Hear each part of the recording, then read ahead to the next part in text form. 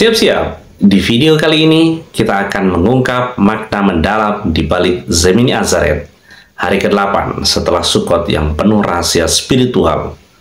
Jangan lewatkan.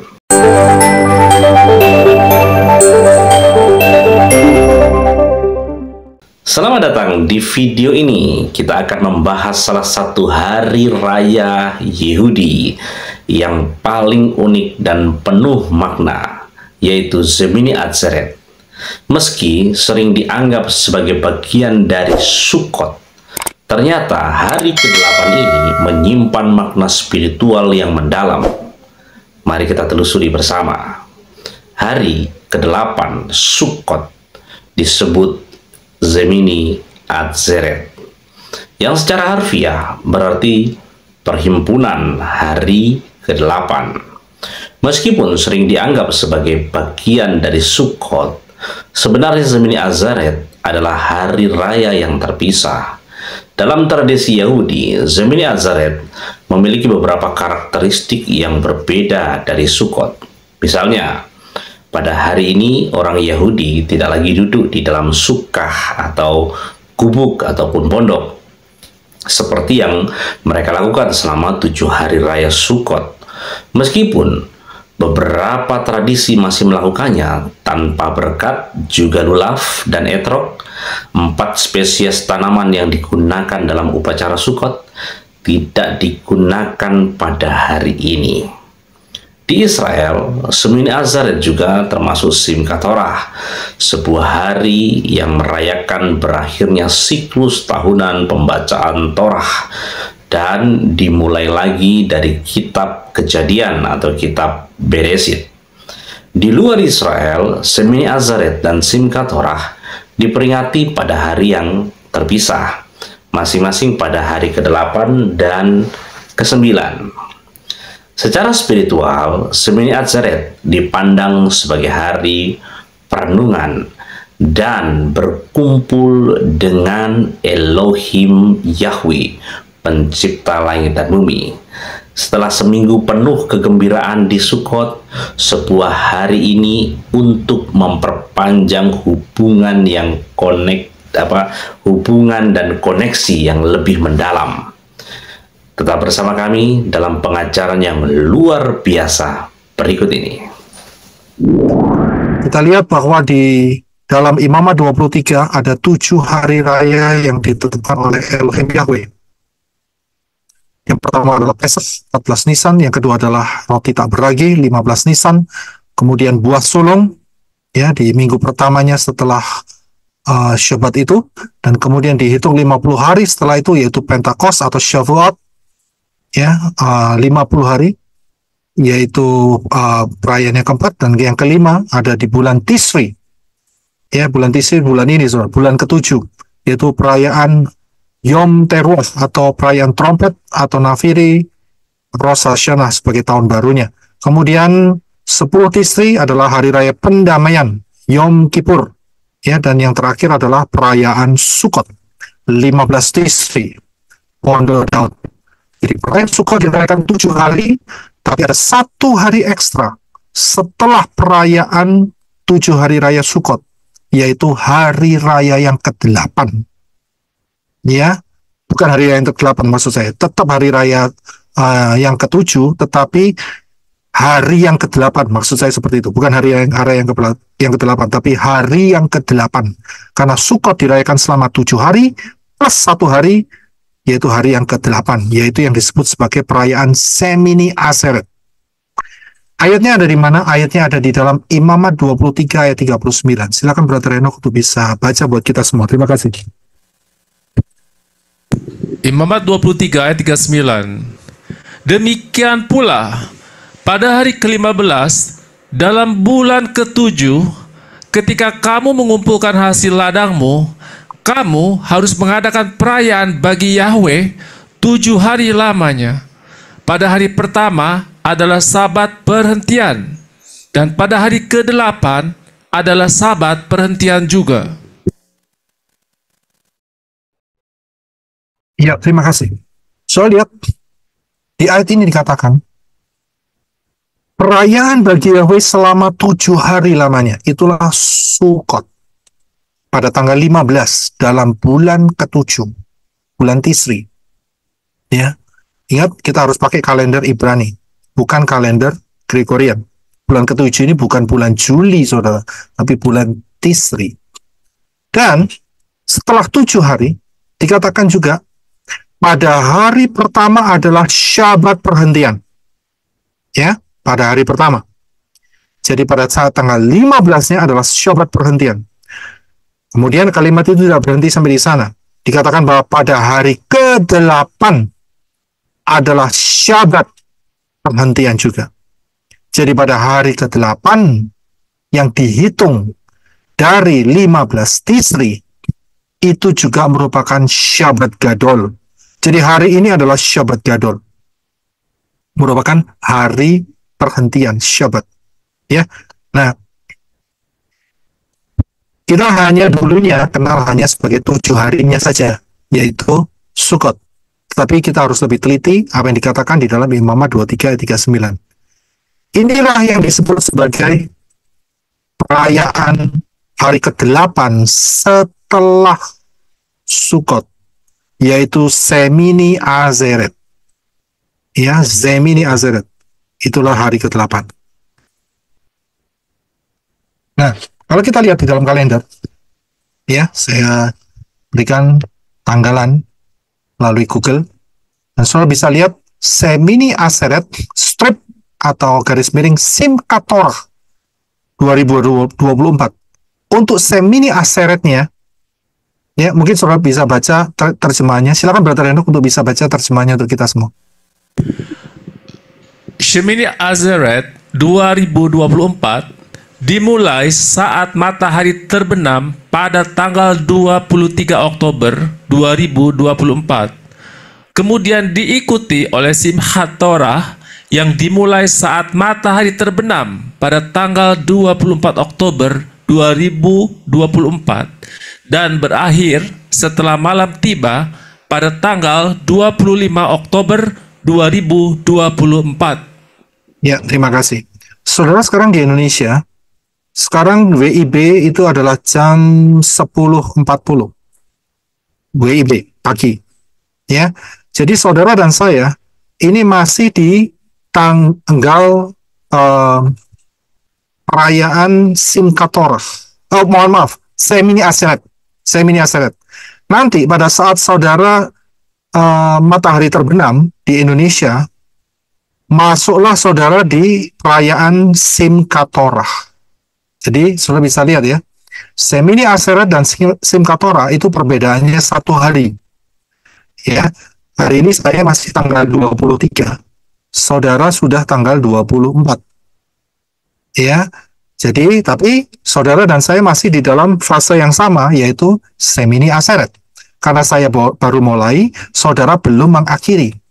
Nanti saudara masuk pada saat matahari terbenam, mungkin jam 6 sore atau jam 6.30 sore, waktu Indonesia, maka saudara masuk di perayaan Simchat Torah. Ya. Nah, perayaan yang ditulis hanya perayaan Zemini Azeret. Ya, hanya Zemini Azeret. Karena tertulis dalam Imamat 23 ayat 39. Ya, pada hari ke-8 adalah Syabat perhentian juga. Ya, nggak ditulis juga hari ke-9-nya, hanya hari ke-8. Nah, kita akan melihat mengenai pola yang ada di dalam ketetapan Bapa Yahweh. Pola angka 7 itu bukan satu pola yang baru. Kalau saudara lihat, siapa yang tahu musik, pasti saudara akan tahu mengenai tangga nada. Ya, atau saudara penyanyi, saudara pasti harus tahu mengenai tangga nada. Do, re, mi, fa, sol, la, si, kemudian kembali ke do. Ya, jadi dari do menuju do yang lebih tinggi, itu satu interval. Itu ada 7 plus 1 jadi 8. Ya, begitu pula pola 1 minggu. Dimulai pada hari Minggu, diakhiri pada hari yang ke-7, yaitu hari Sabtu, Saturday, Syabat. Ya, dan setelah itu kembali lagi ke hari yang pertama, Sunday, Monday, atau Senin, Selasa, Rabu, dan seterusnya. Jadi satu pattern yang berulang, saudara. Ya, satu pattern yang berulang. Inilah putaran angka 7. Karena itu waktu yang ditetapkan Bapa Yahweh, pola waktunya Bapa Yahweh juga merupakan pola angka 7. Ya, yang hurufnya adalah Zion. Nah, setelah angka 7, ya, yaitu yang memiliki makna completion atau perfection, ya, sempurna, komplit, lengkap. Setelah angka 7, karena angka 7 mempunyai makna completion atau perfection. Jadi setelah angka 7 adalah, ya sudah tahu Angka sendiri, 8. pasti angka 8. Ya, ya, saya mungkin di Indonesia nggak terlalu memperhatikan tanda pagar, ya. Itu yang di sebelum angka 7 sama angka 8 itu ada tanda pagar, ya. Itu artinya angka, ya, biasanya. Nah, berarti angka 8 itu identik dengan, jawabannya adalah Kekekalan. angka 8 identik dengan angka 1, saudara. Ya, karena polanya kan cuma 7, perfectionnya, lengkapnya 7 kan. Jadi setelah 7 kembali ke 1. Sebetulnya ya 7 setelah 7 8. Jadi 8 itu sama dengan 1. Nah, disinilah ada makna yang sulung. Ya, bukan cuma hal ini saja, akan tetapi angka 8 itu juga kalau ditidurkan itu membentuk satu simbol, yaitu kekekalan, eternity.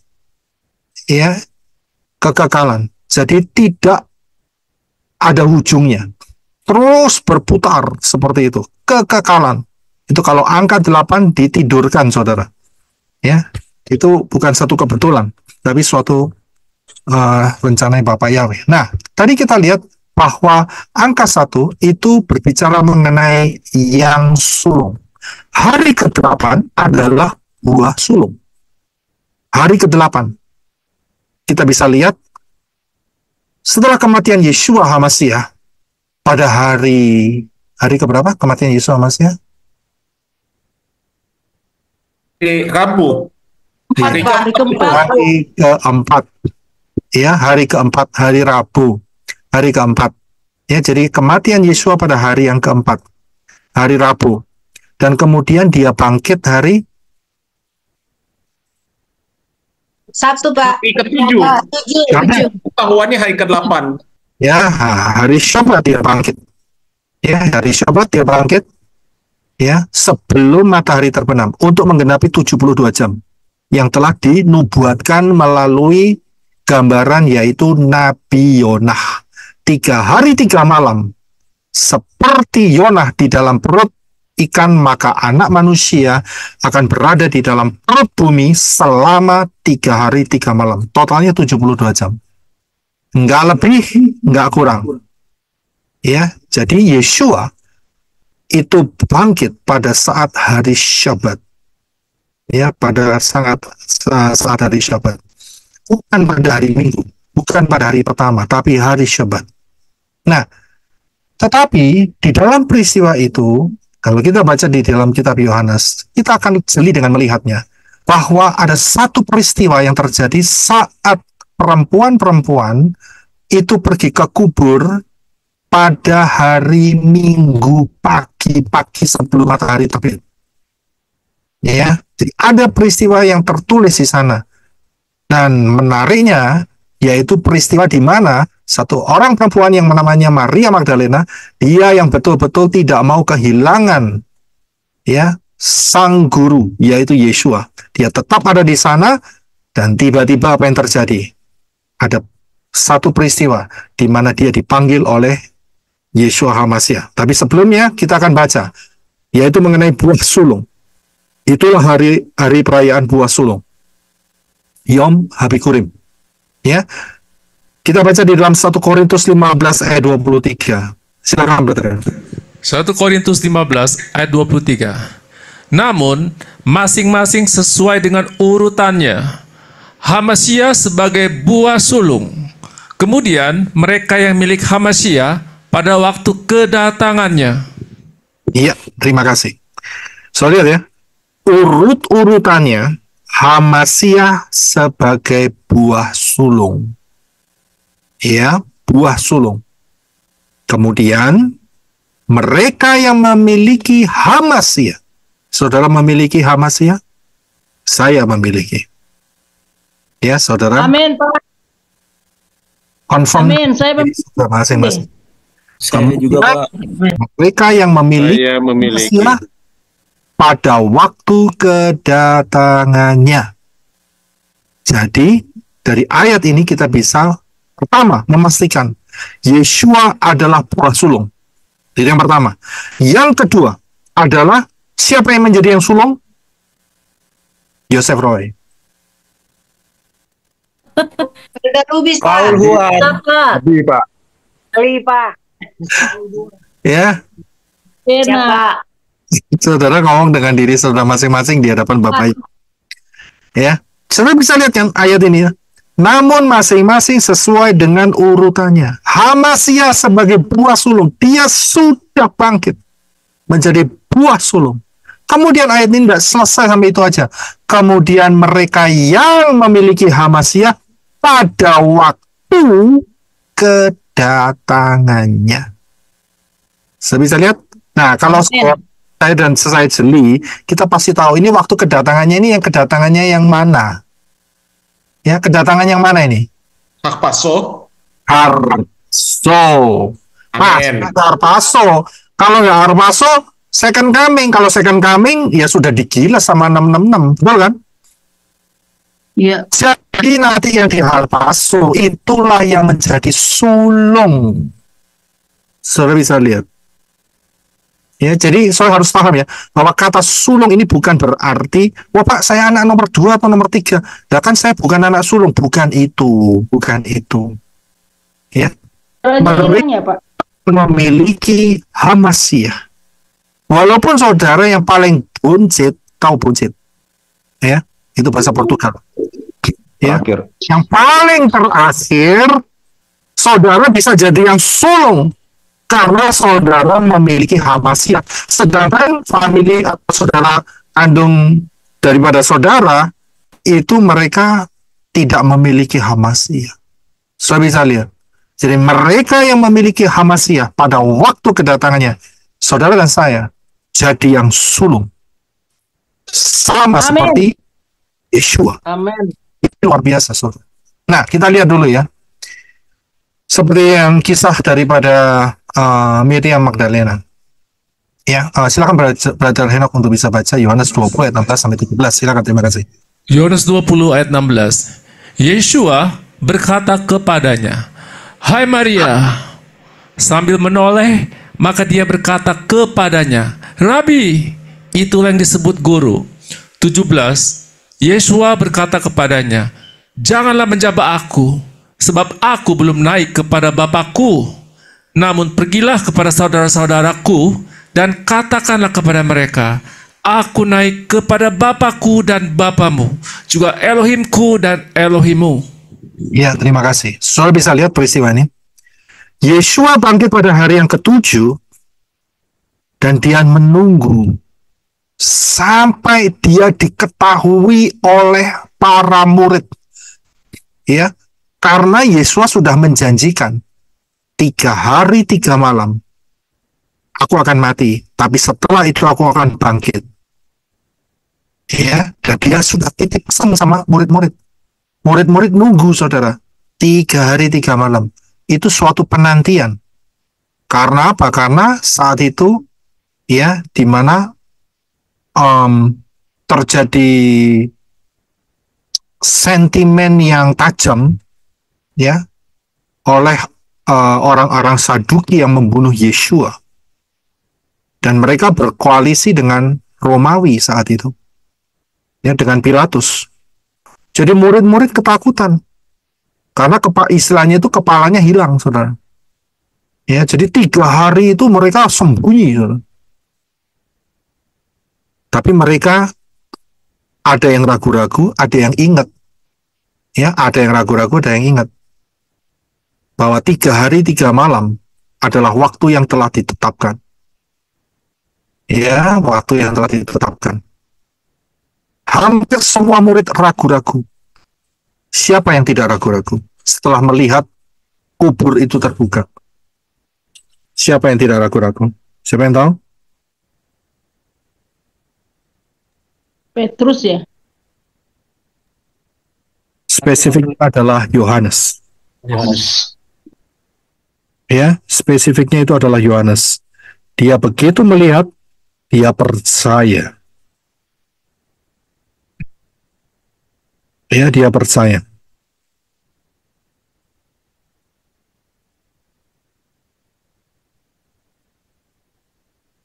Nah, di peristiwa ini ada suatu peristiwa yang unik, di mana sebetulnya Yeshua kan sudah pakai tubuh kemuliaan.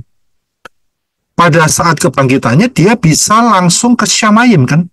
Mestinya kan begitu. Kan bisa saja mau namanya pakai tubuh kemuliaan. Ya, pada saat Sabtu, karena dia matinya hari Rabu jam 3 sore, maka kalau 72 jam, Yeshua bangkitnya Sabtu jam 3 sore, lebih sedikit. Ya, sebelum matahari terbenam. Sebetulnya kan ada banyak waktu, saudara. Kemudian saat Sabtu malamnya, ya kan, itu kan cukup banyak waktu itu untuk mencapai Minggu mungkin jam 5 pagi. Itu kan banyak sekali waktunya. Kemana aja Yeshua? Sudah bisa lihat? Tapi yang jelas melalui ayat ini dikatakan bahwa Yeshua tetap ada di sekitar mereka. Ya, memang tidak dijelaskan. Tetapi Yeshua tetap ada di antara mereka. Dan itu terbukti dengan perkataan yang Yeshua katakan ayat 17. Ya, jangan menjamah aku, sebab aku belum naik kepada Bapakku. Ingat, ini bukan dua pribadi loh ya. Ya, kita harus tahu. Yeshua sebagai wakil saudara dan saya harus menghadap atau menunjukkan dirinya di hadapan Elohim Yahweh sebagai unjukan. Itulah buah sulung. Ya, jadi sangat jelas sekali buah sulungnya itu pada hari setelah Syabat mingguan. Sangat jelas sekali. Kalau saudara perhatikan, orang Israel sekarang merayakan buah sulung tidak?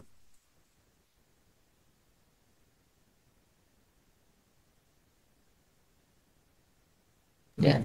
Sepertinya enggak. Tidak, Pak. Enggak, Pak. Tidak, Pak. Tidak. Saudara perhatikan, cek saja. Yom Habikurim nggak ada, saudara. Nggak ada. Saudara cek aja.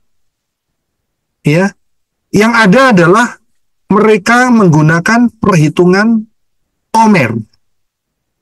Dan perhitungan Omer yang mereka lakukan, itu mereka langsung tepatkan yaitu tanggal 16 Nisan. Selalu. Karena itu, ya dengan menggunakan perhitungan itu, maka Pentakos atau Shavuot selalu jatuhnya tanggal 5 Sivan. Betul ya? Pasti. Ya, pasti. Karena saya yakin mereka mengapa, pertanyaan begini, 7 hari raya itu kan di Torah toh, Imamat 23 kan? Lah kenapa mereka nggak ada? Mengapa? Kok mereka hitungnya di Omernya? Saya curiga nih. Jawaban yang paling tepat adalah karena mereka menolak Yeshua HaMashiach. Jadi mereka memodifikasi. Bisa lihat? Jadi mereka tidak pernah merayakan Yom Habikurim. Saudara cek. Yom Habikurim 2024. Kosong. Tidak ada. Saudara lihat kalender Ibrani. Ya, berdasarkan orang Ibraninya sendiri. Nggak ada. Yang ada adalah perhitungan Omer. 16 Nisan. Dari sini kita lihat ada pergeseran. Padahal Bapak Yahweh sudah menetapkan ada perayaan unjukan. Lah kayak gitu kapan perayaan unjukannya? Nggak ada, mereka ganti. Banyak yang terkecoh. Karena itu mereka sangat percaya bahwa Pentakos jatuhnya 5 Sivan. Paham ya? Ya, kalau saudara nggak ngerti kalender Ibrani, rodok susah memang. Ya, jadi mereka jatuhnya 5 sifat. Saudara. Nah, yang ngikutin Pentakos 5 sifat itu berarti spiritnya kena sama mereka. Penolakan terhadap Yeshua HaMashiach. Walaupun mereka mengatakan aku percaya Yeshua HaMashiach, tapi tetap terserempet di sana. Ya, karena tidak merayakan Yom HaBikurim. Tidak merayakan Yom HaBikurim, saudara. Padahal Yom HaBikurim ini penting banget loh. Penting sekali. Ya, sangat-sangat penting. Dan Yom HaBikurim itu selalu hari ke-8. Pasti hari ke-8. Ya, maksudnya perhitungan saat masanya Yeshua bangkit. Ya, masa Yeshua bangkit pada saat itu, kemudian Yeshua bangkit pada hari ke-7 kan? Berarti pada saat itu Yom HaBikurimnya itu adalah hari ke-8-nya. Ya, jadi Yom HaBikurim jatuhnya selalu hari ke-8. Ya, hari pertama. Ya, itu Yom HaBikurim. Jadi bagi mereka yang nggak ngikutin perayaan Yom HaBikurim dengan benar, ya berarti mereka keserempet itu. Ya, kecipratan atau terkontaminasi dengan spirit anti HaMashiach. Betul kan? 12 Ya karena mereka mau ikut pola yang aslinya katanya gitu loh. Tapi kan sebetulnya nggak demikian menurut pola daripada Imamat 23. Saya bisa paham ya? Ya, jadi inilah mengapa Yeshua mengatakan kepada Miriam, jangan jamah aku, sebab aku belum naik kepada Bapakku. Untuk apa Yeshua naik? Pertanyaan gitu kan? Buat apa Yeshua ngomong seperti ini? Kenapa aku harus naik? Karena unjukan. Ini cocok dengan Imamat 23. Yaitu pada saat perayaan Yom HaBikurim, mereka harus mengunjukkan berkas-berkas. Diunjukkan. Saudara bisa lihat, ini dia. Jadi, penggenapannya adalah saat Yeshua mengunjukkan dirinya di hadapan Bapa Yahweh sebagai wakil saudara dan saya. Saudara paham ya? Sebagai wakil saudara dan saya, dia harus mengunjukkan dirinya untuk menggenapi perayaan Yom HaBikurim. Dan Yom HaBikurim selalu pada hari yang pertama. Atau hari ke-8. Dan kita lihat ya, hari pertama sama hari 8 itu sama sebenarnya. Ya, karena perputaran 7. Oke. Nah, sekarang kita bisa lihat ya, mengenai yang sulung. Yang sulung. Kita lihat beberapa hal, yaitu di dalam Bilangan 3 ayat 13. Kita akan baca terlebih dahulu. Bilangan 3:13 mengenai yang sulung. Silakan Brother Reno. Bilangan 3 ayat 13. Karena setiap anak sulung adalah kepunyaanku. Pada hari aku membunuh setiap anak sulung di tanah Mesir, aku telah mengkhususkan bagiku setiap anak sulung di Israel, dari manusia hingga hewan. Mereka menjadi kepunyaanku. Akulah Yahweh. Haleluya. So, lihat, setiap anak sulung adalah kepunyaanku. Ya. Ini nggak bicara mengenai anak sulung yang sekarang ya. Ya. Ini bicara kepada Israel. Dan kemudian bukan cuma anak sulung. Dari manusia sampai binatang. Yang namanya sulung itu punyanya Elohim Yahweh. Kalau binatang itu harus dibunuh. Tapi kalau manusia harus ditebus dengan pengorbanan binatang. Ini bicara yang sulung. Kita lihat lagi ayatnya di dalam Keluaran 22 ayat 9b sampai 30. Silakan Brother. Keluaran 22 ayat 29b. Haruslah engkau menyerahkan anak-anak sulungmu kepadaku. 30. Demikian juga engkau harus berbuat terhadap lembumu, terhadap dombamu. 7 hari lamanya anak hewan itu bersama-sama dengan induknya. Pada hari ke-8 engkau harus menyerahkannya kepadaku. Iya, terima kasih. So bisa lihat pada hari ke-8 lagi kan polanya seperti itu. Pada hari yang ke-8 Jadi setelah 1 minggu, 7 hari, maka pada hari yang ke-8, kamu harus menyerahkan kepada Elohim Yahweh. Karena itu milik Elohim Yahweh. Termasuk yang sulung. Iya, anak sulung. Itu harus diserahkan. Nah, ada yang unik tadi. Dikatakan bahwa, kalau kita lihat sebentar ya, di dalam ayat yang sebelumnya, yaitu pada hari aku membunuh setiap anak sulung di tanah Mesir, aku telah mengkhususkan bagiku setiap anak sulung di Israel. So, bisa lihat ya ayat itu ya. Ini berbicara mengenai apa?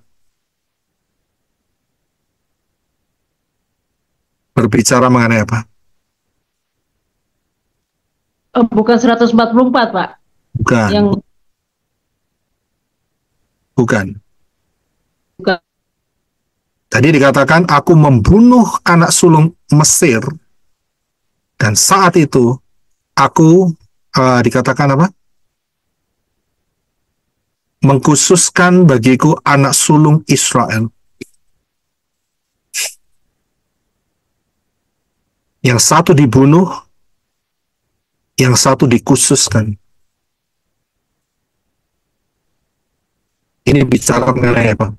Yesua, Pak.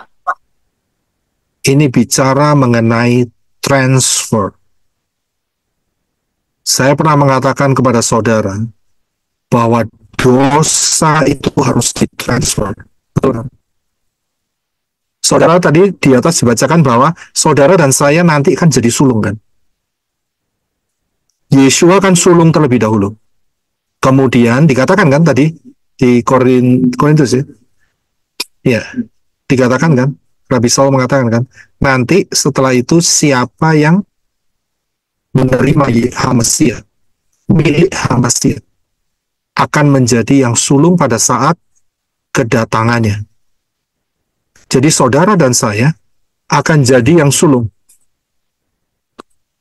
Betul? Tapi ada yang harus ditransfer. Apa yang ditransfer? Dosa. Itu prinsip transfer. Ya. Yang satu dimatikan, kena kutuk. Yang satu dipilih untuk dihidupkan. Saudara bisa lihat. Jadi, dosa itu harus ditransfer. Israel dipilih supaya dia hidup. Kematiannya ditransfer ke anak-anak sulung orang Misraim. Ditransfer. Kita jadi hidup. Kita transfer ke Yesua. Yesua hidup. Matinya, kematiannya, dosa atau kutuk kematiannya ditransfer ke siapa? Setan. Setan gak iso transfer. Stuck dia di situ. Mau ditransfer kemana? Kalau dia bisa transfer, dia selamat. Ternyata tidak bisa. Saya bisa lihat, ini prinsip transfer. Ya. Jadi kalau seseorang dia tidak mau mentransfer dosanya, tanggungan sendiri. Ya, tanggung sendiri sudah. Ya, kalau dia tidak paham akan prinsip ini, dia akan tanggung. Kapan dia bisa melepaskannya? Ya tidak akan pernah bisa. Kalau dia sudah mati, berarti dia akan menanggung selama-lamanya. Di mana? Di lautan api. So bisa lihat, ini prinsip transfer, saudara. Oke? Nah, kita akan lanjutkan.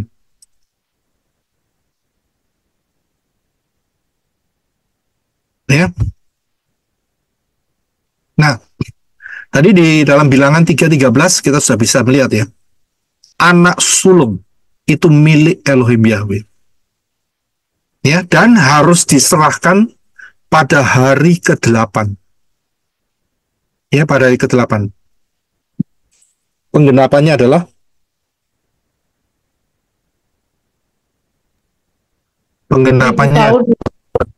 Seribu tahun masa damai. Ya, oke. Penggenapannya adalah ini, saudara. Yaitu di dalam Yakobus 1 ayat 18 dan Ibrani 12 ayat 22 sampai 23. Silakan Brother Renok. Yakobus 1 ayat 18. Atas kehendaknya sendiri, Dia telah memperanakan kita oleh firman kebenaran, supaya kita menjadi seperti suatu buah sulung dari ciptaannya. Ibrani 12 ayat 22. Tetapi kamu sudah datang ke Gunung Zion, ke kota Elohim yang hidup, ke Yerusalem surgawi, kepada berpuluh-puluh ribu malaikat. 23. Kepada jemaat-jemaat sulung yang telah terdaftar di Syamaim, kepada Elohim hakim semua orang, kepada roh orang-orang benar yang telah disempurnakan. Ya, terima kasih. So, perhatikan di Yakobus 1:18. Atas kehendak Yahweh sendiri, Dia, Yahweh, telah memperanakkan kita oleh firman kebenaran. Ya, jadi kita diperanakkan dari firman kebenarannya, supaya kita menjadi suatu buah sulung dari ciptaannya. Persis kan, seperti yang dikatakan di dalam Korintus di atas. Ya, di dalam Korintus 15:21, namun masing-masing sesuai dengan urutannya, Hamasiah sebagai buah sulung, kemudian mereka yang memiliki Hamasiah pada waktu kedatangannya, kemudian mereka yang memiliki Hamasiah, saudara dan saya, pada waktu kedatangannya. Ya, jadi yang sulung. Kembali lagi, Yakobus 1:18. Supaya kita menjadi suatu buah sulung dari ciptaannya. Saudara dan saya dapat kesempatan luar biasa, bukan? Menjadi yang sulung. Hal inilah yang sebetulnya secara fisik sangat sekali diingini oleh satu orang, namanya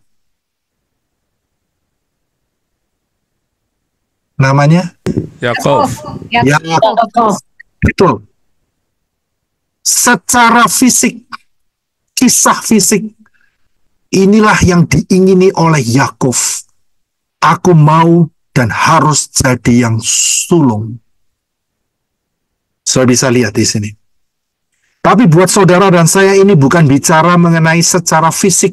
Saya anak paling kecil, bagaimana saya bisa menjadi yang sulung? Tidak. Bukan itu. Tapi buat saudara dan saya, bagian kita adalah secara spiritual, yaitu menerima Hamasiah Yeshua. Saudara dan saya akan menjadi yang sulung. Saudara bisa paham di situ. Yakov, dia rindu sekali dengan berpikir bagaimana dan kapan kesempatannya untuk bisa jadi yang sulung. Akhirnya dapat. Saat kakaknya kecapean, ya, bukan kakaknya ya, itu saat itu saudara kembar ya, nggak bisa ngomong kakak ya, yang keluar dulu saat Esau kecapean dan dia lagi masak enak, dan akhirnya dia tukar, baik, kamu boleh minta makanan yang aku buat, tapi dengan sumpah, kamu harus bersumpah bahwa aku yang sulung, kamu yang buncit. Betul kan? Kakaknya ya setuju. Gara-gara perut kan, ya kan, gara-gara luwe, tahu luwe, ya, Portugal Utara, luwe, lapar, hungry, ya, perutnya keroncongan, ada musik keroncong, saya musik keroncong gitu ya, akhirnya setuju, saudara, baik, kamu sulung, aku buncit. Terjadilah apa yang terjadi? Hak sulungan jatuh di Yakov. Saya bisa lihat. Saudara dan saya nggak rebutan dengan Esau. Tapi saudara dan saya, kalau saudara jeli, saudara pasti akan merebut kesulungan ini yang ada di dalam Hamasiah Yeshua. Karena janjinya kan,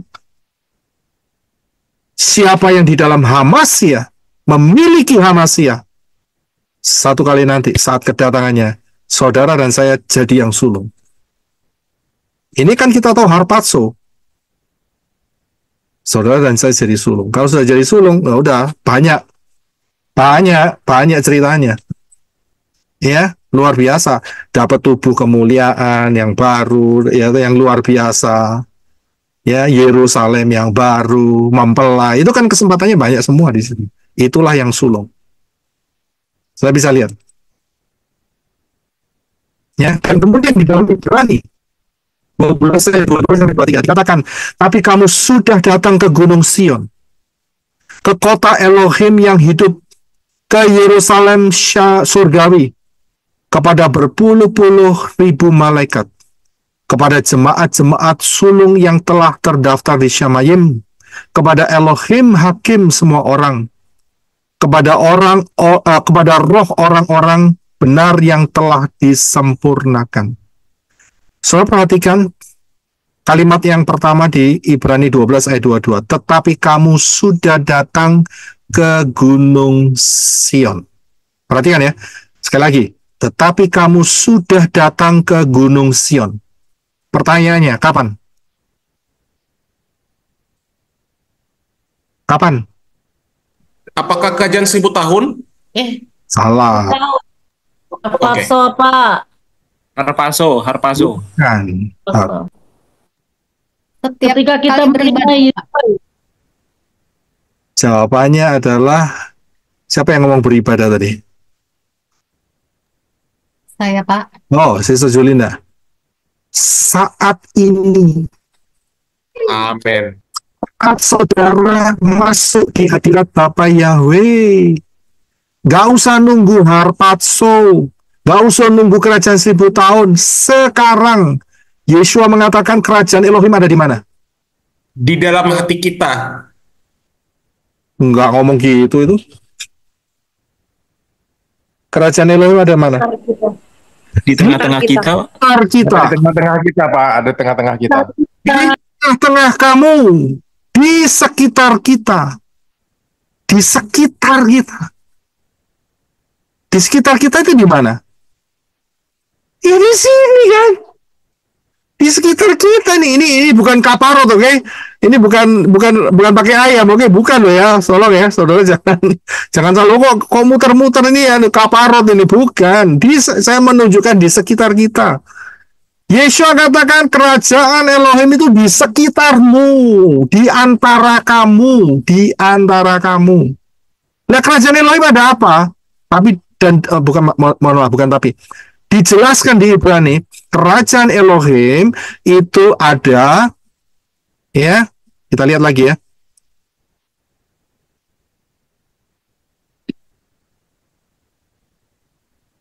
Kerajaan Elohim ada apa? Ada berpuluh-puluh ribu malaikat. Jadi ada berapa malaikat yang di sekitar kita? Berpuluh-puluh ribu malaikat, saudara. Dan kita sudah bisa ke Yerusalem sorgawi. Ternyata Gan Eden atau Taman Eden itu juga disebut Yerusalem sorgawi. Tapi nanti ada Yerusalem baru. Lain lagi ceritanya. Tapi di sini dikatakan, saudara dan saya sudah datang. Saudara bisa lihat. Jadi saat kita worship, kita saat menyembah, saat saudara berjalan, kemanapun saudara berada, di sekitar kita ada berpuluh-puluh ribu malaikat Elohim Yahweh. Itu yang pertama. Yang kedua, di sekitar kita ada jemaat-jemaat sulung yang telah terdaftar di Syamayim. Siapa itu? Jemaat-jemaat sulung yang telah terdaftar. Kita semua. Saudara dan saya sudah terdaftar secara spirit, kita bisa ada di tempat itu juga. Kemudian dikatakan kepada Elohim hakim semua orang. Siapa? Kita datang ke Elohim Yahweh, Bapa Yahweh dalam Yeshua HaMashiach. Ya, inilah Gunung Sion. Ya, bukan Gunung Sion yang ada di Yerusalem sekarang secara fisik, tidak, di sekitar saudara. Kemudian kepada roh orang-orang benar yang telah disempurnakan. Siapa ini? Siapa? Roh orang-orang benar yang telah disempurnakan. Kita. Ya, kita masih nunggu. Yang sudah mereka yang Daud, Abraham, yang Ishak, sudah Yakub. diangkat Yesua, Pak. Dan saat Yesua bangkit, mereka keluar juga dari kubur.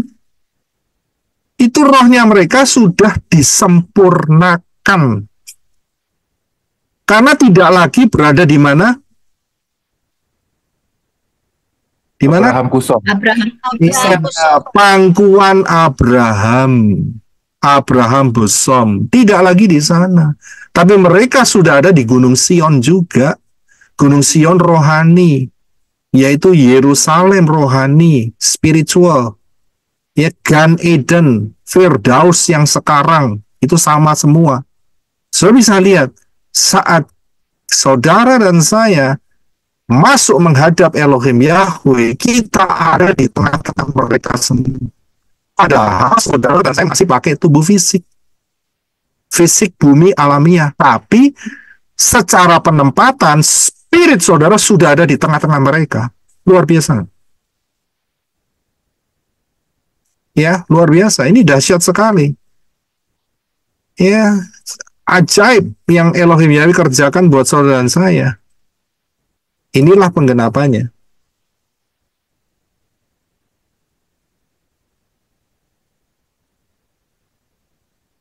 Mengapa hari ke-8?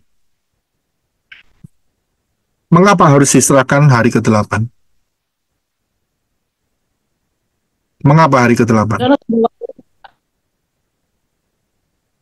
Kan tadi dikatakan yang sulung. Binatangmu, kerbaumu, lembumu, sapimu, dombamu. Ingat ya. Yang berkuku belah dan memamah biak. Ya. Jadi yang tidak masuk adalah yang bersejenis lain. Ya, termasuk ayam. Ya, kucing, anjing, jangan harap masuk. Ya.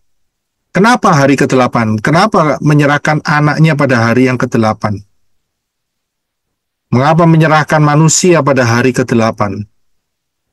Menjadi milik Bapa Yahweh. Kenapa? Karena Hari ke-8 adalah yang pertama, sulung. ya sulung jelas sudah dijelaskan. Jadi mengapa hari ke-8 itu jawabannya adalah ini dia saudara. Menjadi milik Yahweh kekal selama-lamanya. Sudah bisa lihat? Yerusalem yang baru dan bumi yang baru adalah hari ke-8. Elohim Yahweh telah melihat jauh ke depan nasib daripada M2E. Saudara tahu M2E? Manusia-manusia Elohim. Ya, terima kasih, Bresco. Manusia-manusia Elohim M2E. Ya. Yang menang yaitu di Yerusalem yang baru. Elohim Yahweh sudah memberikan gambarannya melalui kitab yang kita baca tadi, yaitu di dalam kitab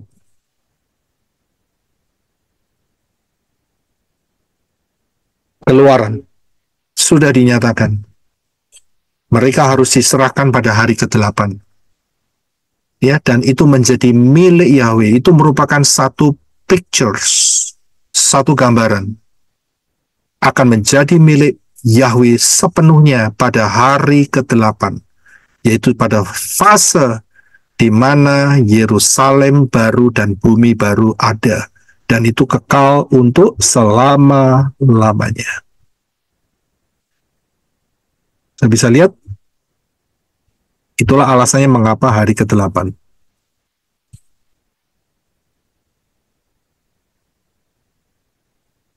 Ya, hari ke-8 adalah, kan kita lihat kan polanya, masa fana atau sementara itu kan hanya 7.000 tahun. Hanya 7.000 tahun. Hanya 7 hari. Hanya 7 hari, yaitu sama dengan 7.000 tahun. Berarti setelah 7 hari, masuklah hari ke-8. Masuklah ke dalam Yerusalem dan bumi yang baru yang kekal. Ya, saudara bisa lihat ya di sana ya.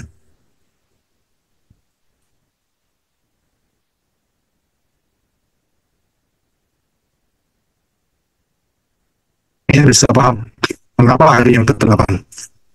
Dan Yesua adalah yang sulung. Berarti Yesua tetap menjadi pemimpinnya di hari ke-8. Lalu yang memang dia adalah Bapa Yahweh sendiri dalam tubuh kemuliaan. Dalam tubuh kemuliaan Yesua kan? Tubuh Syamayim kemuliaan. Dialah pemimpinnya. Karena itu dikatakan ya dalam Korintus tadi, Hamasia adalah yang sulung. Setelah itu saudara dan saya. Bisa lihat? Ya, sekarang yang berikutnya. Prophecy of, saudara pasti paham. Bukit Milah ya? Brit Milah. Ya, Prophecy of sunat. Perhatikan, prinsip yang sama. Imamat 12 ayat yang ketiga. Silakan Brother Reno. Imamat 12 ayat 3. Pada hari ke-8 kulit hatan anak itu haruslah disunat. Kejadian 17 ayat 12. Seorang anak laki-laki berumur 8 hari haruslah kamu sunat, yaitu setiap laki-laki dari keturunanmu yang lahir di rumah atau yang dibeli dengan uang dari orang asing yang bukan keturunanmu. Iya, terima kasih. So bisa lihat, pada hari ke-8 itu disunatnya. Ya, daripada kulit katan anak laki-laki. Mengapa di hari ke-8? Ya kita sudah tahu lah soal dari sisi kesehatan seorang bayi, kekuatannya pada hari ke-8 adalah puncaknya. Kita sudah tahu, tapi kita nggak ngomong soal itu lah. Ya, tapi saya harus berikan bahwa hari ke-8 inilah pada saat Yesua disunat. Itulah pada saat peristiwa Semini Azeret. Lukas 2:21. Silakan Brother. Lukas 2 ayat 21. Dan ketika 8 hari telah digenapi untuk menyunatkan bayi itu, namanya pun disebut Yeshua, nama yang disebutkan oleh malaikat sebelum dia dikandung di dalam rahim. Ya, terima kasih. Sudah bisa lihat, Yeshua lahir 1 Tisri. Mohon maaf, 15 Tisri kok 1 Tisri. 15 Tisri. Perayaan Sukot. Ya, 15 Tisri. Kemudian 8 hari setelah itu, dia harus disunat. Jadi disunat pada saat perayaan Semini Azeret. Hari ke-8. Ya hari ini saudara. Kalau hitungannya ya. Jadi harus disunatkan pada hari ke-8. Ini cocok dengan apa yang dikatakan oleh Korintus. Hamasia adalah yang sulung. Sudah bisa lihat? Jadi, Hamasia harus melalui penyunatan ini. Dia menjadi yang sulung. Dia disunatkan. Karena nantinya, dia akan menjadi yang sulung pada saat Yerusalem yang baru dan bumi yang baru. Ya, jadi ini terkoneksi satu sama lain. Nah, mengapa disunat pada hari ke-8? Mengapa disunat pada hari ke-8?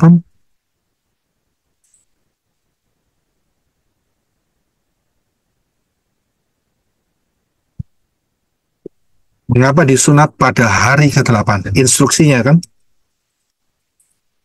Kodak hari ke-9 atau ke-7. Dan disebutkan hari ke-8 adalah Syabat. Mengapa disunatkan harus hari ke-8? Karena sudah ada polanya, Pak Yos. Betul, pola apa sekarang? Penyunatan dari sebelum Yesua kan sudah ini, hari ke-8, bangsa Israel harus, anak-anak sulung, anak laki-laki Israel harus disunat hari ke-8. Iya, tapi kita sedang bicara mengenai prophecy sepetam. Jadi soal penyunatan adalah prophecy, Tadi sebelum saya masuk soal sunat, saya sudah tunjukkan satu gambar prophecy of Brit Milah. Ya, prophecy of sunat. Berarti prophecy mengenai apa? Saya tunjukkan kepada saudara satu ayat di mana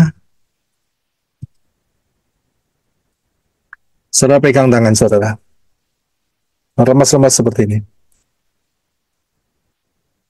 Saya kasih tahu, saudara pegang tangan saudara, berarti saudara memegang apa? Daging saudara, betul? Saudara percaya nggak di dalam daging saudara, tangan saudari ini ada darahnya? Percaya kan? Percaya. Percaya. Tusuk aja sama jarum atau pisau lah, keluar darahnya lah. Sudah ketahuan. Pasti ada darahnya. Ada satu ayat yang menyatakan mengapa disunat hari ke-8. Alasannya adalah 1 Korintus 15 ayat 50. 1 Korintus 15:50. Silakan brother. 1 Korintus 15 ayat 50. Dan aku mengatakan hal ini, saudara-saudaraku, bahwa daging dan darah tidak akan mewarisi kerajaan Elohim, begitu pula kefanaan tidak mewarisi kekekalan. Sudah bisa lihat?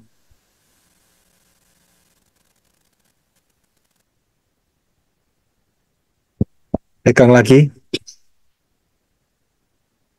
Darah dan daging tidak boleh masuk Syamayim. Lah kalau gitu bagaimana? Darah dan daging, saudara dan saya nggak boleh masuk Syamayim. Bikin sampah di sana. Betul kan? Bikin sampah. Darah dan daging nggak boleh masuk. Yang boleh masuk Tubuh kemuliaan. Kemuliaan. tubuh kemuliaan. Sudah bisa lihat. Karena itulah gambarannya adalah disunat. Sudah bisa lihat dari gambar ini?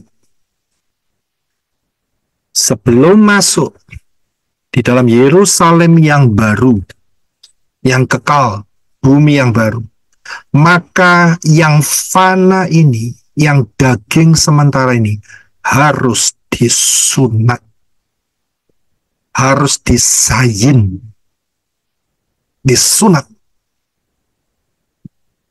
Bukankah dengan angka 7 itu merupakan gambaran daripada zayin, huruf zayin yang adalah senjata untuk memisahkan, pemisahan antara yang fana, daging yang sementara. Karena dalam kerajaan 1000 tahun itu masih ada daging loh.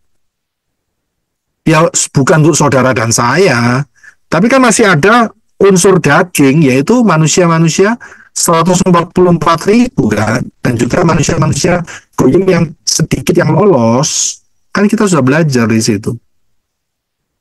Masih ada daging, dan inilah yang disunat. Tidak boleh masuk di dalam Yerusalem yang baru dan bumi yang baru. Nah, ayatnya ya tadi di atas itu, saudara. Ya, darah dan daging tidak akan mewarisi kerajaan Elohim. Begitu pula kefanaan tidak mewarisi kekekalan. Jadi terlepas. Ya, terlepas. Konsep ini sangat tidak disukai oleh siapa? Oleh siapa? Setan, Pak. Bukan, setan mah nggak punya tubuh. Konsep ini nggak disukai. Ya. Itu loh, si buta huruf. Martabak. Nah, si buta huruf dan pengikut-pengikutnya, ya, nggak suka. Ya, karena mereka dijanjikan di sono mereka dapat 70 bidadari. Ya, gak suka mereka. Ya, yang laki dapat 72 bidadari, yang perempuan dapat apa? Gigit jari, Pak. Gigi jari. Menurut mereka loh ya, kita enggak memojokkan. Menurut mereka, mereka katakan yang perempuan dapat perhiasan. Karena di dunia selalu kesukaannya adalah perhiasan yang mewah-mewah. Katanya seperti itu. Well, itu urusan mereka sendiri. Tapi yang sangat jelas, darah dan daging tidak mendapat tempat di Syamayim. Yang fana tidak mempunyai hubungan apa-apa dengan kekekalan. Yang fana akan binasa. Karena itulah fase 7.000 manusia, 7.000 tahun manusia akan disunat. Potong. Nggak ada daging yang masuk dan darah yang masuk di dalam, daging dan darah loh ya, yang masuk di dalam kerajaan 1.000 tahun. Ya, yang boleh masuk adalah tubuh kemuliaan. Tubuh kemuliaan, itu yang boleh masuk. Tubuh kemuliaan ada daging? Tidak, Pak. Ada. Ada, Pak. Ada. Ada daging, tapi jenisnya bukan daging seperti saudara dan saya. Ya. Tidak ada dosa lagi, Pak, di dalam Yesua daging itu. mengatakan, setan tidak punya darah dan daging. Coba kamu raba, aku ada daging dan tulang. Mohon maaf, setan tidak punya daging dan tulang. Yesus mengatakan, aku ada daging, ada tulang. Iya kan? Tapi jenisnya sudah bukan jenis seperti saudara dan saya. Ada sisa-sisa. Ya, sisa-sisa. Darahnya hilang buat saudara dan saya. Ya, hanya tubuh kemuliaan yang boleh. Bukan daging atau tulang atau darah yang fana. Saudara dan saya pakai yang fana. Yang fana inilah yang nggak boleh masuk. Paham ya? Jadi jangan begitu. Wah, itu katanya ada daging bisa masuk ke Syamayim. Ingat, yang fana. Ya, kita memiliki tubuh yang seperti Yesua HaMasyiah. Ya, jadi nggak ada lagi kebinasaan. Ya, karena kebinasaan itu yang fana. Saya bisa lihat? Darah dan daging tidak akan mewarisi kerajaan Elohim. Jadi, setelah 7.000 tahun, disunat, dizayin, masuklah kekekalan. Kemudian, Wahyu 21 ayat 1. Kita baca terlebih dahulu sebelum masuk dalam topik ini. Yang terakhir. Silakan Brother Reno. Wahyu 21 ayat 1. Dan aku melihat langit yang baru dan bumi yang baru, karena langit yang pertama dan bumi yang pertama telah berlalu dan laut pun tidak ada lagi. Ya, terima kasih. Langit baru dan bumi baru. Ini ayatnya juga ada di dalam kitab Yesaya. Yaitu di dalam Yesaya 65 ayat 17 dan 18. Silakan Brother Reno. Yesaya 65 ayat 17. Sebab itu, lihatlah, aku menciptakan langit baru dan bumi baru, dan hal-hal yang dahulu tidak akan diingat lagi, dan tidak akan timbul lagi dalam hati. 18. Bagaimanapun juga, bergembira dan bersukacitalah selama-lamanya atas apa yang aku ciptakan. Sebab, lihatlah, aku menciptakan bagi Yerusalem sebuah sukacita dan kegembiraan bagi bangsanya. Amen.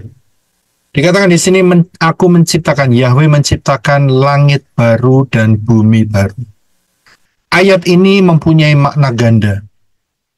Yang pertama adalah, yaitu langit baru dan bumi yang baru, mengenai penggenapannya di dalam kerajaan 1.000 tahun.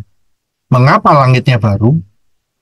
Karena langit yang hari ini kotor.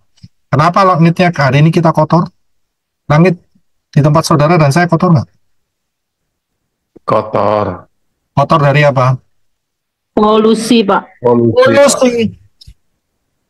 Bukan. Roh-roh jahat, Pak. Roh-roh jahat. Nah, itu dia. Kita melawan roh-roh jahat di udara. Ini nggak ada urusannya dengan polusi. Jadi roh jahat yang ada sekarang itu ada di langit kita. Saya bisa lihat beredar-edar, kotor itu roh-roh jahat, roh-roh najis, itu kotor. Di hadapan Bapak Yahweh itu kayak tai-tai semua itu. Itu kotor. Karena itu di dalam kerajaan 1000 tahun, setan-setannya dibelenggu. Betul? Berarti atmosfernya bersih, nggak ada setan. Ya, di dalam kerajaan 1000 tahun, nggak ada itu yang namanya mengenai deklarasi Efesus pasal 6. Gitu? Yang di dalam kerajaan 1000 tahun ngapain ini deklarasi Efesus pasal 6? Kalau saudara dan saya deklarasi Efesus 6, yang pantas. Kita harus deklarasi. Karena atmosfernya kotor. Ya, ada banyak roh-roh jahat. Kita bukan melawan darah dan daging, tetapi melawan pemerintah-pemerintah, penguasa-penguasa, penghulu-penghulu, roh-roh jahat di udara, di atmosfer. Ya, jadi Efesus 6 sudah tidak berlaku lagi, saudara, dalam kerajaan 1000 tahun. Dan siapa yang mau diusir? Wong setan ini sudah dibelenggu selama 1000 tahun. Betul kan? Jadi ada fasenya Efesus 6 itu berlaku. Betul? Ya, tapi ingat, Efesus 6 tidak berlaku dalam 3,5 tahun yang kedua, mohon maaf, di dalam 3,5 tahun masa 666. Nggak ada kedua, nggak ada pertama, maksud saya. Ya, nggak berlaku di sana. Karena memang sudah diserahkan oleh Elohim Yahweh. Nggak bisa ngusir, sudahan. Ya, jadi kita harus lihat ya, timing daripada pergerakan Dafar Elohim. Dari sini kita bisa lihat bahwa ayat di dalam kitab Yesaya itu merupakan penggenapan dari kerajaan 1000 tahun. Menciptakan langit baru dan bumi yang baru. Bumi yang sekarang kacau balau, ya banjir, ya gempa bumi, ya gara-gara turut campur dosa dan setan bekerja. Tapi saat kerajaan 1000 tahun, nggak ada lagi itu. Jadi Elohim yang menciptakan langit baru dan bumi baru, itu karena memang diperbaharui sebab setan dibelenggu selama 1000 tahun. Ayat ini bukan hanya bicara mengenai kerajaan 1000 tahun. Ayat ini bicara mengenai apa juga? Yerusalem baru dan bumi baru. Terima kasih. Mengenai Yerusalem baru dan bumi yang baru.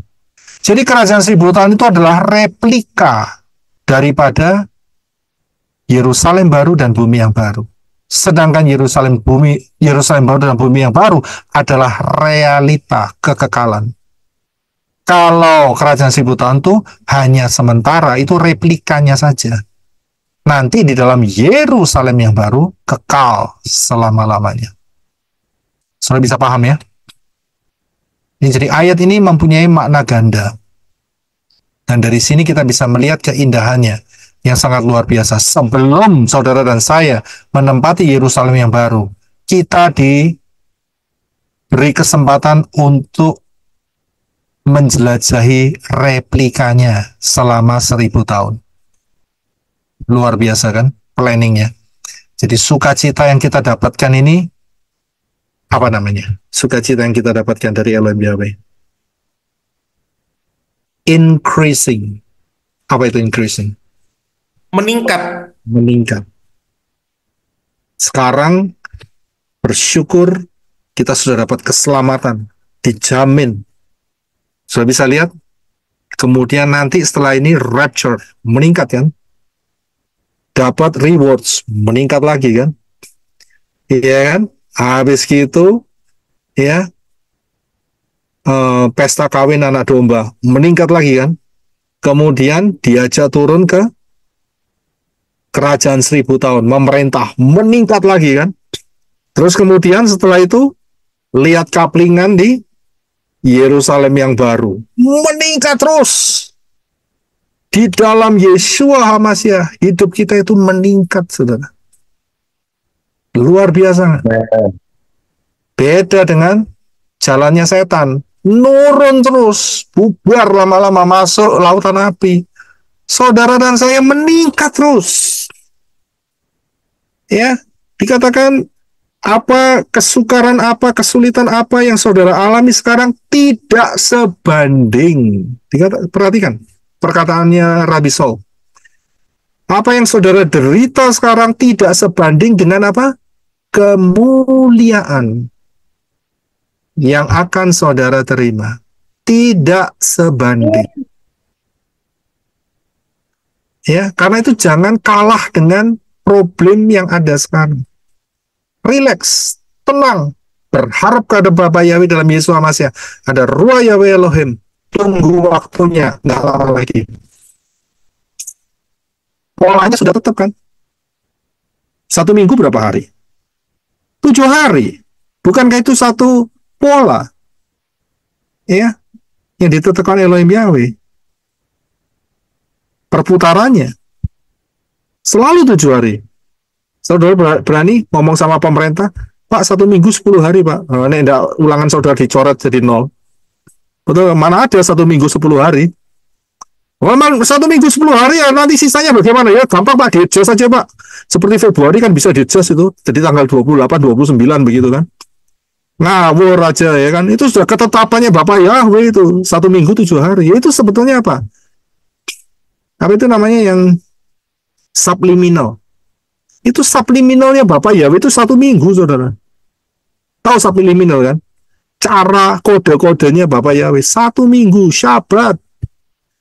Ya, itu subliminal itu. Punya Bapak Yahweh. Ya, dahsyat sekali kan rencana Bapak Yahweh. Meningkat. Selalu meningkat. Ya, di dalam Elohim Yahweh. Nah, saya perhatikan. Ini bagi yang paling terakhir. Imamat 23 ayat 39. Kita udah baca tadi. Saudara perhatikan. Demikian pula pada hari ke-15 dalam bulan ke-7. Ketika kamu mengumpulkan hasil ladangmu, kamu harus mengadakan perayaan bagi Yahweh 7 hari lamanya. Pada hari pertama adalah Syabat perhentian. Dan pada hari ke-8 adalah Syabat perhentian. Adalah Syabat perhentian juga. Perhatikan kata Syabat perhentian juga. Sudah bisa lihat? Tadi kita sudah lihat. Hari ke-8 adalah Yerusalem yang baru. Syabat perhentian. Mengapa di sini Yerusalem yang baru dan bumi yang baru disebut Syabat? Mengapa? Kalau Mengapa udah disebut? sampai, memang udah waktunya.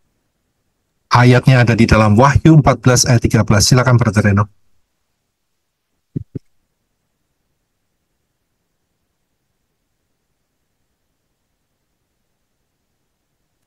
Wahyu 14:13, silakan dibaca Brother Reno. Wahyu 14 ayat 13. Aku mendengar suara-suara dari Samaim berkata kepadaku, tuliskanlah, berbahagialah orang-orang mati yang mati di dalam Tuhan mulai dari sekarang. Benar kata Roh, supaya mereka dapat beristirahat dari jerih lelah mereka dan perbuatan-perbuatan mereka menyertai mereka. Ya, terima kasih. So, perhatikan kata beristirahat. Itulah Syabat. Berbahagialah orang-orang mati yang mati di dalam Adon Yeshua HaMashiach. Berbahagia. Karena mereka beristirahat dari jerih lelah. Inilah mengapa disebutkan di dalam Imamat adalah Syabat perhentian juga. Syabat yang kekal untuk selama-lamanya. Dan perbuatan-perbuatan mereka menyertai mereka. Perbuatan yang mana nih? Nah, itu kita kan harus jeli. Perbuatan yang mana? Perbuatan yang jahat? Tidak. Perbuatan yang jahat dihapus dengan darah Yeshua. Perbuatan mana yang menyertai? Yaitu apa yang saudara kerjakan untuk kemuliaan Bapa Yahweh, itu yang akan menyertai. Betul kan? Mau berapa lama disertai? Menyertai selama-lamanya. Itulah rewards. Saudara bisa lihat akan menyertai. Nah, kalau nggak pernah berbuat, apakah dapat perbuatan yang menyertai untuk selamanya? Kalau nggak pernah berbuat, ya jangan ngimpi, ada itu aja jawabannya. Loh, saya kok nggak dapat reward ini? Nah, kamu nggak berbuat apa-apa. So bisa lihat, loh, kok dia dapat banyak? Bahwa yang dia melakukan rencananya Bapak Yahweh, dia jeli sekali, dia punya divine intelligence. Dia melipat gandakan dengan luar biasa. Sebelum mati, kan dikatakan kan, berbahagialah orang yang mati di dalam Elohim. Baru dapat menyertai. Jadi, perbuatan-perbuatan yang menyertai, reward-reward yang menyertai, hanya bisa dibuat sebelum mati. Tapi kan kita nggak pakai waktu mati, sebelum harpaso. Yes, amin. Saya bisa lihat. Jadi dari sini sudah jelas dilihat, setelah harpaso, saudara jangan harap bisa dapat rewards. Nggak akan pernah dapat. Saya bisa lihat karena apa yang mau menyertai? Penghitungannya sebelum mati kok. Baru bisa menyertai selama-lamanya. Saya bisa lihat, nggak pernah melakukan apa-apa ya. Bahasa Koreanya itu nul pudul. Itu, tahu nul pudul? Udah nol pudul. Kalau penerjemah bahasa Indonesia, nul pudul. Ya, saya nggak ya apa itu bahasa Indonesia apa nol pudul. Ibu Rubini apa nol pudul itu? Nol besar ya Pak. Nol besar itu Pak. Nol besar. Nol besar. Nol pudul. Pudulnya malah besar sih. Nol kecil. Pudul. Iya besar maksudnya. Terputus. Itu zong Pak itu. Dan Nggak ada nol apa-apa. sama sekali nggak dapat apa-apa, total tidak dapat apa-apa sudah. Nol pudul sudah. Ya. Pak, saya kepingin buah semangka. Lu nggak pernah nabur buah semangka, udah bersemangka gimana? Bisa lihat di situ. Ya, saya mau kepingin dapat durian di ladang saya. Nanam satu biji aja gak pernah. Ya jangan pernah ngimpi, udah aja ceritanya, betul kan? Ya kalau siapa yang menabur ya dapat, yang nggak nabur ya sudah bye-bye gitu. Ya, jadi saudara harus paham kalimat-kalimat ini begitu. Haleluya. Jadi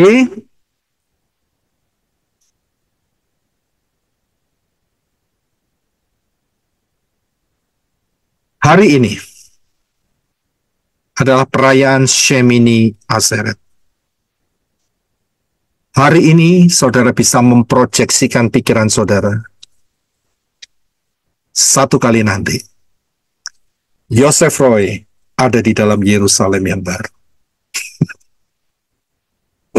Saudara ngomong sendiri-sendiri di hadapan Bapak Yahweh. Saya cuman kasih saudara pancingan gitu. Shemini Atzeret, hari ke-8, satu kali nanti.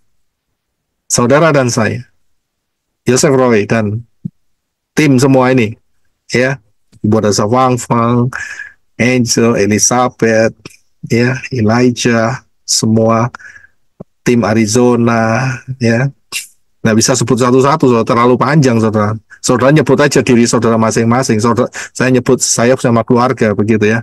Satu kali nanti, Shemini Atzeret kekal, Shemini Atzeret di dalam Yerusalem yang baru. Dan di dalam Yerusalem yang baru sudah ditetapkan, aku tunjukkan kepadamu mempelai. Begitu ditunjukkan, yang muncul apa? Kota. Jadi yang masuk kota itu mempelai. Saudara bisa lihat? Itu kategorinya, saudara. Yang masuk itu mempelai. Nek tidak masuk, bumi baru. Raja-raja bumi. Ya, raja-raja bumi. Bumi baru. Ya, jadi saudara paham di sini? Ya, Happy Semi Aseret. Satu kali nanti, saudara dan saya, Yerusalem yang baru. Rahasianya luar biasa, sangat-sangat dahsyat. Mengapa Semini Aseret ditetapkan sebagai Syabat?